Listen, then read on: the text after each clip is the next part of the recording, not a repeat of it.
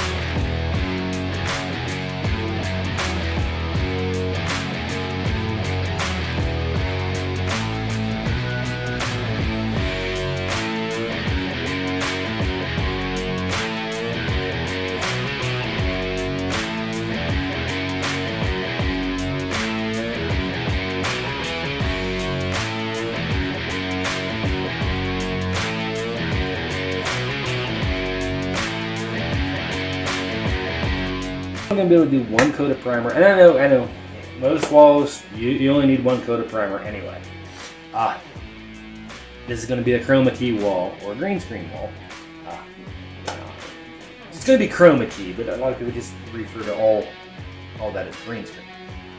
Doing this wall is yellow, I believe, is what I was going to use. But since I need the color to be like as close to exact the whole way across the wall.